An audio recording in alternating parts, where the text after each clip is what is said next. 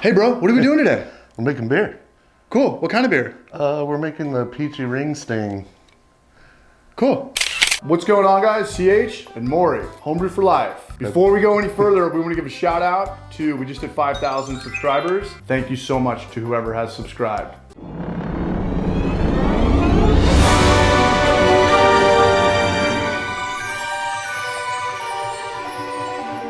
All right, this is it. The video that literally nobody asked for. Peachy Ring Sting, aka Peachy Berliner Weiss. Do not confuse Kettle Sour with Berliner Weiss.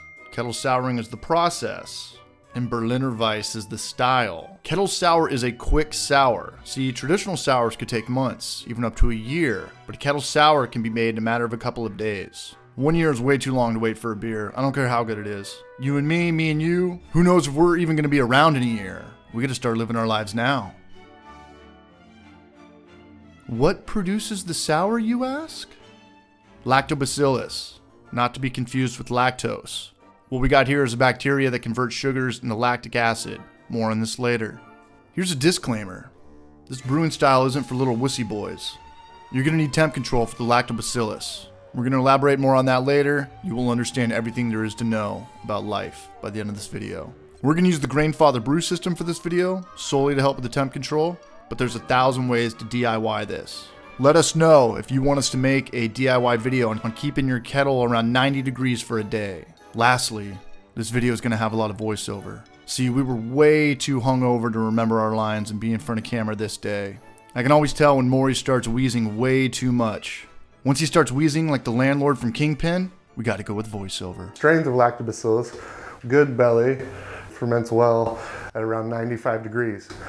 Take a deep breath.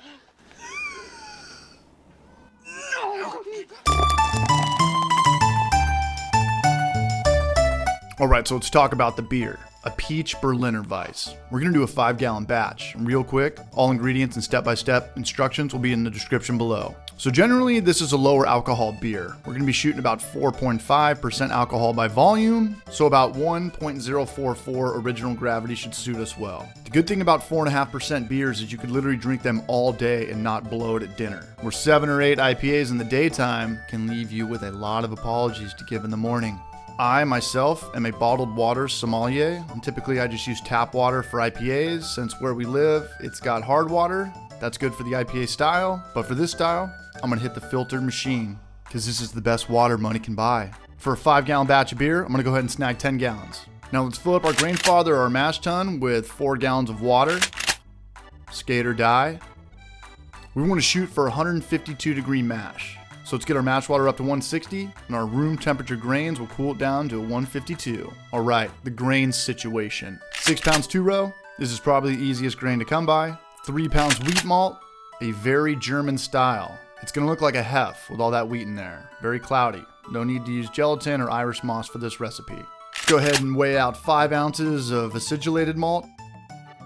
We're shooting for about 3.4, 3.5 pH. Anything lower than like 3.3, it's gonna be extremely sour, almost to the point where it's undrinkable. All right, let's figure out how this rat's nest of a concoction works. Let's go ahead and mash in, give it a nice stir, call out every single person who showed up without beer, take that anger to the grave with you. Gonna mash in for 30 minutes. While we're doing that, in that 30 minutes, let's go ahead and heat up our sparge water. We're gonna heat up 3 gallons to 170. Your sparge water quantity is gonna vary depending on your system, but long story short, we want 6 gallons total.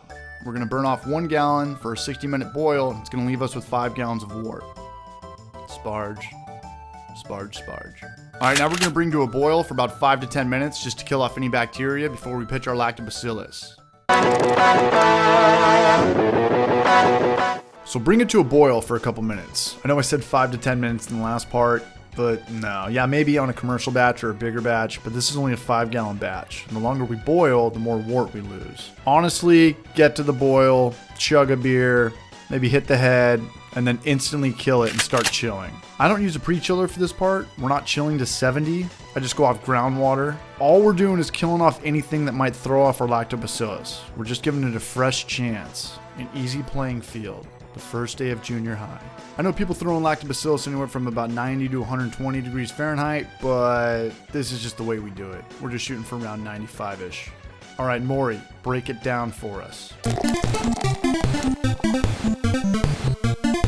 All right, so what we're doing today is making a kettle sour, and the way you make your beer sour is to use lactobacillus. There's many strains of lactobacillus. What we're using today Yeah, is and we're done, dude. We already said all that. Thanks for coming over, dude. Okay, I think that's about it. I don't think we. We get it, man. You're the most hungover dude here. And guess what? We love you for it. What my good friend is trying to say is that for a 5-gallon batch, we're going to need 100 billion cells. Grab a liquid GoodBelly. I just get the mango one every time. Or the GoodBelly pills. You can buy this stuff at Fraser Farms and Sprouts and common stores. There's a bunch of brands. These are just the ones we use. Real quick, let's get a pre-lactobacillus pH reading. Let's go ahead and calibrate that stuff. And okay, that looks pretty good. That's with our 5 ounces of acid malt. I like it. So a full one of these liquid things is 80 billion cells. 4 servings at 20 million cells a serving. And each GoodBelly pill is 10 billion. So we need 2. Just throw it in, dude. Now anybody can pitch lacto, but not with the Sam Raimi theme. The what? Sam Raimi shot. The who? Sam Raimi shot. The what? Sam Raimi shot.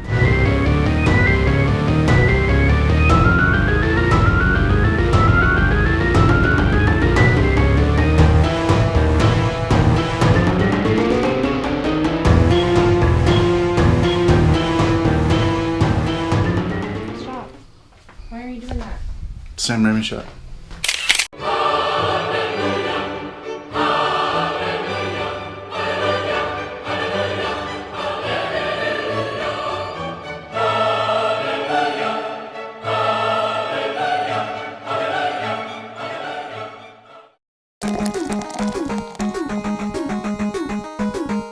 Alright, that Sam Raimi thing kind of sucked. We'll work on that. Okay, so here's where it gets interesting. First things first, let's connect a CO2 tank to the arm of our grainfather and purge out oxygen to the top of the hole, through the hole on the top.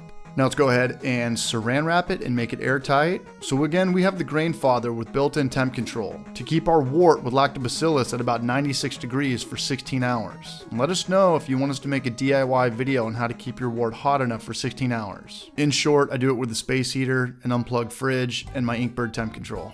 Okay, so now we're good to go, but we still got to remember to heat our wort back up to boil after about 16 hours. If we wait too long, the beer will keep getting more and more sour to the point where it's going to be unbearable to drink. Before I have to go and hammer nails, and I got to make sure I get this to boil to kill off lactobacillus so it doesn't create any more acid. Time is just as important as temperature. And thank the beer gods that I wasn't too hungover this morning and slept in. Okay, first let's see if this even worked. I'm gonna go ahead and pull another taster-sized glass from the arm to get a pH reading, and yes! Oh yeah, perfect timing. 3.4, 3.5 is the perfect range for my palate. So the lactobacillus did exactly what we needed it to do. It took our wort from the 5.11 and brought it down to the 3.5-ish. Now let's bring it to a boil. Let's boil for a whole 60 minutes. 60 minutes so we boil off all that sour stank. After we boil for 60, let's go ahead and chill. I always got 30 pounds of ice in my freezer. You never want to have to pay for ice. Pretty sure like a 20-pound bag of ice is like $7. And who the hell has $7? Once we get low 70s, we're ready to rack.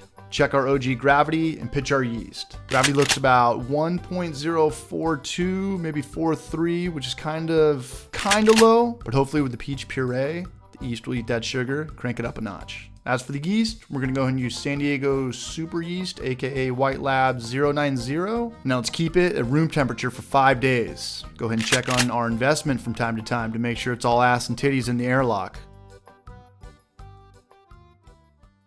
All right, let's wrap this video up. After 5 days, let's add our peach puree. Puree? Puree? Puree. Do your best to try not to splash your beer around. Splashing will create oxygen. I've got this little Jimmy Rid contraption here, and it works. It's sanitized. I really like this peach stuff. It's in a can, so you don't have to sanitize it. They pick this stuff at the perfect time of year, and they flash pasteurize it.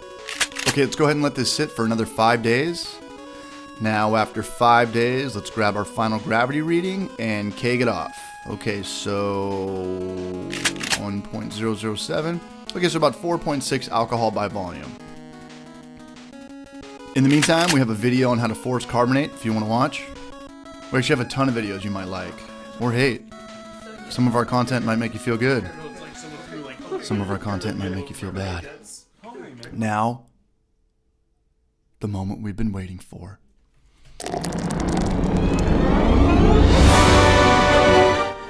We're here tasting the beer that we made. It's finally done.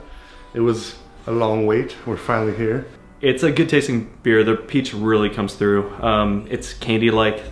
You can really get the lactic acid. You also get some of the acidity from the fruit itself, which isn't necessarily lactic, but it's acidic, but it's not so acidic that it burns your throat. It comes across as being more refreshing than that throat burning that you get from like some barrel aged. It's the most delicious summertime beer I've ever tasted in my life. The color looks great. It's got that heft color we talked about. You know, it's very cloudy. It looks, you know, it's a very German style. We did 3 pounds malted wheat. That's a lot for a 5-gallon batch. And the bottom line is I literally would not change anything. And it's not something that you have to think about too much. It's just nice and clean, fruity, and refreshing. Hey guys, thanks for watching this week's video. Tune in to next week where we're probably doing something Even crazier. We're doing something crazier. As always, cheers to eating good. And drinking good. And looking good. Smelling like shit. Would going to Coachella be awesome or would I be miserable? Miserable.